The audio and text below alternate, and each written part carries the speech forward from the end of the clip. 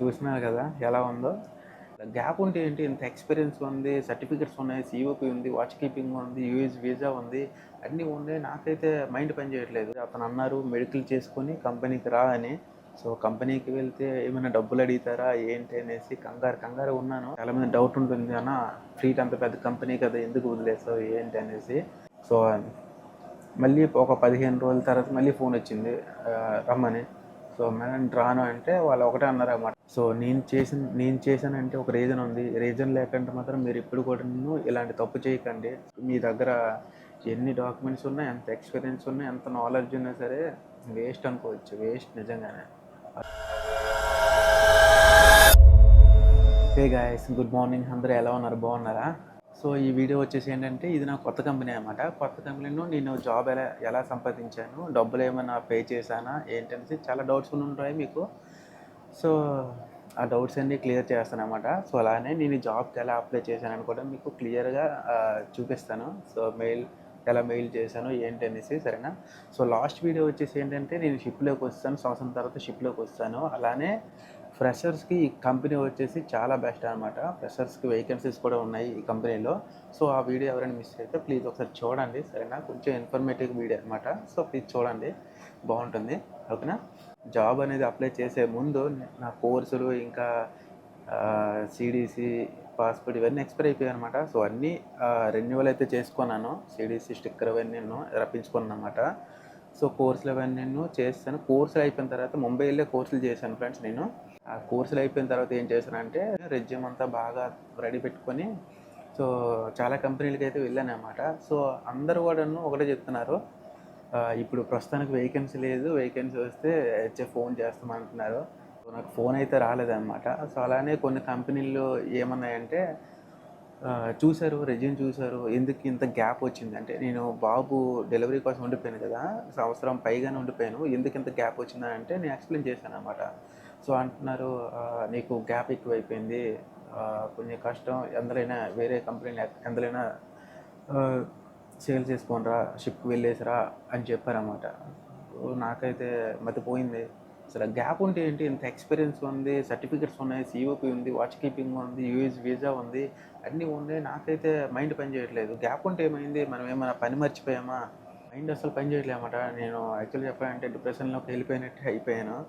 అన్ని కంపెనీలకి తిరిగి సో ఊరైతే వెళ్ళిపోయాను. సో చాలా కంపెనీలు అయితే భరోసా ఇచ్చారన్నమాట. సో ఖచ్చితంగా పిలిచేటట్టు మాట్లాడారు. ఇప్పుడు కూడా నేనేం చేస్తానంటే, మెయిల్స్ పెడతాను అన్నమాట కంపెనీస్కి పదే మెయిల్స్ పెడుతూ ఉంటాను. సో అలానే ఈ కంపెనీ కూడా మెయిల్ పెట్టాను ఫ్రెండ్స్. ఈ కంపెనీ నుంచి ఆ సాయంత్రం 5 గంటలకల్లా ఫోన్ ఇచ్చింది అనమాట. నేను అప్పటికి ఆ ఫిషింగ్ చేస్తూనే ఉన్నాను. ఫిషింగ్ వీడియోస్ వచ్చాయి కదా కొన్ని, ఆ స్టిక్స్తోని ఫిషింగ్ చేస్తున్నాను అనమాట రివర్ దగ్గర. ఫోన్ అయితే వచ్చింది కదా, ఫోన్ రాగానే ఇలా డోకండల్ నుంచి ఫోన్ చేస్తున్నామని చెప్పారు. అయితే రెజ్యూమ్ వచ్చింది, రేపు మళ్ళీ కాల్ చేస్తాము, ఒక ఇంటర్వ్యూ ఉంటుంది, ఇంటర్వ్యూ ఫేస్ చేయాలి అని చెప్పారన్నమాట. సరే నేను ఫేస్ చేస్తాను అని చెప్పాను.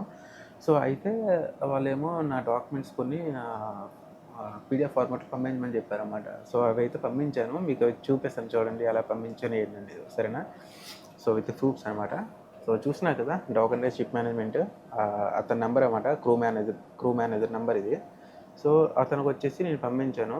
అతను ఏంటంటే వెల్ నోటెడ్ మెయిల్ పిల్లి అని పెట్టారు చూడండి. దాని తర్వాత కింద చూసినా కదా, congratulation, you are selected as a voice and డోకండైల్. మీకు కనిపిస్తుంది అనుకుంటా.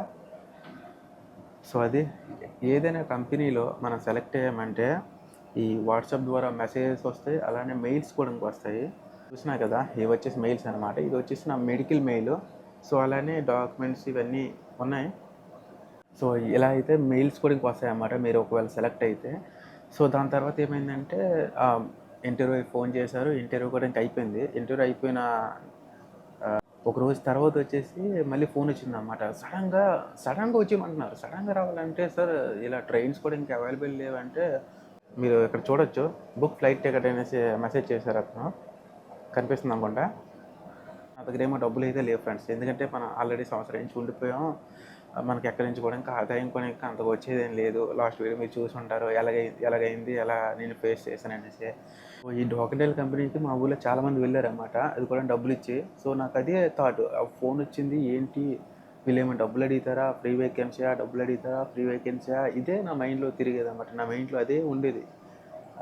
డబ్బులు ఒకవేళ అడిగితే ఎక్కడి నుంచి ఇవ్వాలి, ఒకవేళ అడిగితే ఎంత అడుగుతారు, ఇవన్నీ నా మైండ్లో అలా తిరుగుతూనే ఉన్నాయి. ఫ్లైట్కి అయితే వెళ్ళిపోయాను ఫ్రెండ్స్. ఫ్లైట్కి వెళ్ళి నేను సిమెన్స్ హాస్టల్లో అయితే ఉన్నానన్నమాట. సిమెన్స్ హాస్టల్లో నెక్స్ట్ రోజే నేను కంపెనీకి వెళ్ళాను. కంపెనీకి వెళ్ళగానే డాక్యుమెంట్స్, ఒరిజినల్ డాక్యుమెంట్స్ చూపించమంటే చూపించాను అన్నమాట. వెరిఫికేషన్ అంతా అయిపోయింది. తర్వాత మెడికల్ ఇచ్చారు. మెడికల్ ఇచ్చారన్నమాట. చాలా దగ్గర మెడికల్ కూడా ఒక దగ్గర ఒక 500 మీటర్లు కూడా ఇంకా ఉండకపోవచ్చు. అంత దగ్గర అన్నమాట కంపెనీ నుంచి మెడికల్, చాలా దగ్గర. మెడికల్కి వెళ్తే మీకు తెలిసిందే, ఈవినింగ్ అయిపోతుంది మొత్తం రిపోర్ట్స్ అన్నీ వచ్చేంత వరకు. అలా అయిపోయింది అన్నమాట. నాకు కూడాను ఒక 3:30 అయిపోయింది. సో దాని తర్వాత బయటికి వెళ్ళి ఫుడ్ కాబట్టి తిని మళ్ళీ కంపెనీకి వెళ్ళి రిపోర్ట్ చేశానంటే ఇలా మెడికల్ అయిపోయింది అనేసి. సో నా మెడికల్ రిపోర్ట్స్ కూడా ఆల్రెడీ వాళ్ళకి పీడిఎఫ్ ఫార్మెట్లో వస్తాయి.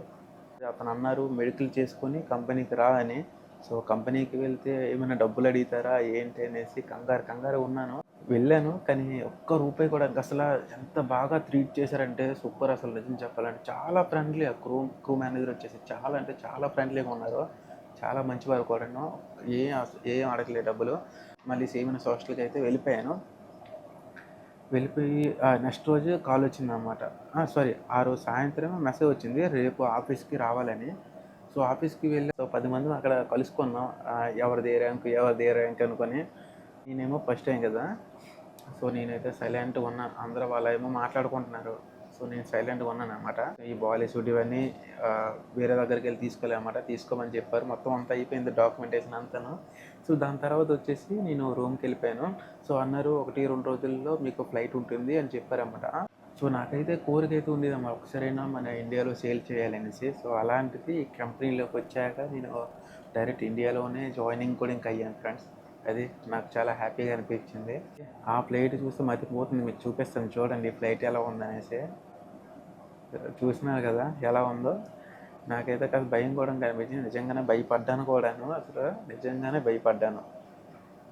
ఎందుకంటే ఈ ఫ్లైట్ అసలు ఎంత వైబ్రేషన్, గడగడ ఉడికిపోతుంది అన్నమాట. ఎంత వైబ్రేట్ అయితే వస్తుంది అన్నమాట. గజ ఉడికిపోతుంది. నాకైతే నిజంగానే భయం వేసింది. అందులోనూ మన ఈ కొన్ని యాక్సిడెంట్లు కూడా జరుగుతున్నాయి కదా ఫ్లైట్స్వి. సో ఇంకా కాస్త టక్ టక్ టక్ టక్ కొట్టుకుంటుంది అన్నమాట గుండె, నిజం చెప్పాలంటే. సో మా జాయినింగ్ కూడాను ఎక్కడ అయిందన్నమాట, యాంకర్లో. సో మేము వచ్చేసి టగ్ బోట్ ద్వారా వెళ్ళాం. టగ్ బోట్ వచ్చేసి అక్కడి నుంచి ఒక 4 గంటల జర్నీ అన్నమాట షిప్ వరకు వెళ్ళడానికి.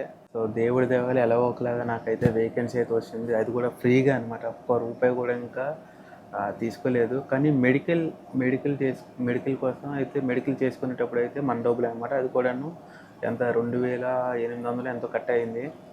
మన డబ్బులతోనే మనం మెడికల్ చేసుకోవాలన్నమాట ఫస్ట్ టైం అయితే. సో నేను ఫస్ట్ టైం కనుక మన డబ్బులతోనే మెడికల్ అయితే చేయించారు. సో ఈ కంపెనీలో.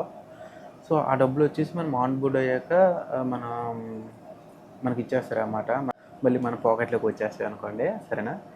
సో ఫ్లీట్ ఎందుకు నేను వదిలేశాను అనేది కూడా ఇంకా ఈ వీడియోలో అయితే ఎక్స్ప్లెయిన్ చేస్తాను, సరేనా. చాలామంది డౌట్ ఉంటుంది అన్న, ఫ్లీట్ అంత పెద్ద కంపెనీ కదా ఎందుకు వదిలేసావు ఏంటి అనేసి. సో నేను సైన్ ఆఫ్ అయ్యాను కదా. సో లాస్ట్ షిప్ నుంచి సైన్ ఆఫ్ అవ్వగానే నేను రిపోర్ట్ చేశాను అన్నమాట. ఇలా రెండు నెలల్లో నేను రీజాయిన్ అవుతాను అనేసి. సో తర్వాత ప్రెగ్నెంట్ అని తెలిసిందన్నమాట మా ఆవిడ. సో తర్వాత ఫోన్ వస్తే అప్పుడు నేను చెప్పాను అన్నమాట, ఇలా నేను రావడానికి అవ్వదండి, నేను ఇంకా ఉండాలి, నాకు ఉండడానికి ఇంకా ఎక్స్టెన్షన్ కావాలి అనేసి అడిగాను అన్నమాట కంపెనీకి. అంటారు అలా ఎలా అవుతుంది, ఇంకొక 7-8 నెలలు అంతే మేము రావాలి, నువ్వు వచ్చే అంటున్నారన్నమాట. లేదంటే అక్కడ చూసుకున్న వాళ్ళు ఎవరు లేరు, నేను ఖచ్చితంగా ఉండాలి అని అంటే వినట్లే. ఏంటి ఇదే అండి దౌర్జన్యం. మన ఫ్యామిలీ కోసం వెళ్తున్నాం, ఫ్యామిలీ కోసం మన షిప్లోకి వెళ్తున్నాం. ఫ్యామిలీ ఎలా ఉన్నప్పుడు మరి ఎలా వెళ్ళేది, ప్రాబ్లం అంతే కదా ఫ్రెండ్స్. మీకు కూడా మీరేమంటారో కామెంట్ చేయండి, సరేనా. నేను చేసింది కరెక్టా రాంగ్ అనేసి మీరైతే కామెంట్ చేయండి, మర్చిపోవద్దు, సరేనా.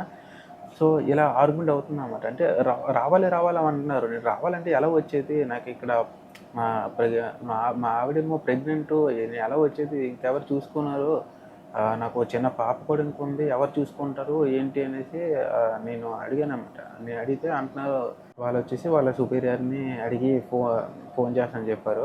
సో మళ్ళీ ఒక 15 రోజుల తర్వాత మళ్ళీ ఫోన్ వచ్చింది రమ్మని. సో మేడం రాను అంటే వాళ్ళు ఒకటే అన్నారు అన్నమాట, ఇలా అయితే జాబ్ ఉండదంటే ఓకే మేడం నో ప్రాబ్లం అనేసానమాట. ఎందుకంటే నా ధైర్యం ఏంటంటే నాకు ఎక్స్పీరియన్స్ ఉంది, ఇన్ని ఇన్ని సంవత్సరాల ఎక్స్పీరియన్స్ ఉంది, అలానే మంచి మంచి పెద్ద పెద్ద షిప్లు నేను చేశాను. సో దాంతోపాటుగా సిఓపి ఉంది, వాచ్ కీపింగ్ ఉంది, యువేజే ఉంది. నేను అదే ధైర్యంతో ఉండిపోయాను. దాంతోపాటు ఏంటంటే మనం ఉండాలి ఫ్రెండ్స్, ఫ్యామిలీ కోసం ఉండాలి ఖచ్చితంగా. ఎందుకంటే ఫస్ట్ డెలివరీ అయినప్పుడు కూడా నేను లేను, పాప పుట్టినప్పుడు. ఈసారి అయినా సరే ఉండకపోతే ఇంకెందుకు వారి కోసమే కష్టపడుతున్నా, వాళ్ళని కూడా చూసుకోవాలి కదా. ఏమంటారు? సో ఇప్పుడు చెప్పండి, నేను చేసింది కరెక్టా రాంగ్ అని. కానీ డబ్బుల కోసం అయితే ఇబ్బంది పడ్డాను, కానీ మా ఫ్యామిలీ వాళ్ళే బాగా సపోర్ట్ చేశారన్నమాట. సో దాంతోపాటుగా మనం వేటకు కూడా ఇంకెళ్ళాం. మీకు లాస్ట్ వీడియో చూస్తే మీకు అర్థమవుతుంది ఆ వీడియో. సో ఓకేనా? సో ఇదనమాట, ఇది జరిగింది. సో అందువల్లనే నేను ఆ ఫ్లీట్ అయితే వదిలేశాను అనమాట. సో తర్వాత కూడా నేను ముంబై వెళ్ళాక కూడా నా ఫ్లీట్కి వెళ్ళలేదు, వాళ్ళకి ఫోన్ కూడా చేయలేదు ఫ్రెండ్స్ నేను. సో ఫ్రెండ్స్, ఒకటి చెప్తున్నాను గుర్తుపెట్టుకోండి, ఈ వీడియో వచ్చేసి ఫ్రెషర్స్కి అలానే ఎంత ఎక్స్పీరియన్స్ ఉన్న వరకైనా సరే ఈ వీడియో పనికొస్తుంది అన్నమాట. ఎందుకంటే సో నేను చేశానంటే ఒక రీజన్ ఉంది. రీజన్ లేకుంటే మాత్రం మీరు ఇప్పుడు కూడా ఇలాంటి తప్పు చేయకండి. సో మాకు ఎక్స్పీరియన్స్ ఉంది, డాక్యుమెంట్స్ ఉన్నాయి, అన్నీ ఉన్నాయి అని అనుకొని చాలామంది ఉండిపోతారు అన్నమాట. 7 నెలలు, 8 నెలలు, 9 నెలలు అనుకోని. సో ప్లీజ్ అలా ఎప్పుడు చేయకండి. సో నాలాగా బాధపడాల్సి వస్తుంది అన్నమాట. ఎన్ని కంపెనీలు తిరిగాను అనుకోండి, చాలా కంపెనీలు తిరిగాను, కానీ అవ్వలేదు. ఎందుకంటే గ్యాప్ ఉంది అంటున్నారు. అవ్వలేదు. నిజంగానే ఒక రకం చెప్పాలంటే ఈ డాగ్ అండ్ డాన్ నాకు ఒక లైఫ్ ఇచ్చింది అనుకోవడమే నిజం చెప్పాలంటే. ఎందుకంటే ఎంత ట్రబుల్ అయ్యాను అసలు డబ్బుల కోసం. సో అలాంటిది ఈ కంపెనీలో నాకు వేకెన్సీ అయితే వచ్చింది ఫ్రెండ్స్. వేకెన్సీ అయితే దొరికిందన్నమాట. అది కూడా ఫ్రీగా వేకెన్సీ అయితే వచ్చింది. సో ఈ వీడియో ఇలా షేర్ చేసుకుంటే మీకు ఉపయోగపడుతుంది అనేసి షేర్ చేసుకుంటున్నాను అనమాట. నాకు మొత్తం ఏం జరిగింది, ఎలా అయింది, ఏంటి అనేసి.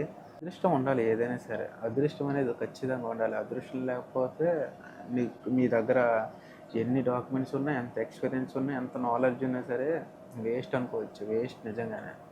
సో మర్చెంట్ జాబ్ కోసం అంటే ఫ్రెషర్స్ ఉంటారు కదా. సో ఫ్రెషర్స్ జాబ్ అనేది ఎలా అప్లై చేయాలి ఏంటి అనేసి నెక్స్ట్ వీడియో చేస్తాను అన్నమాట.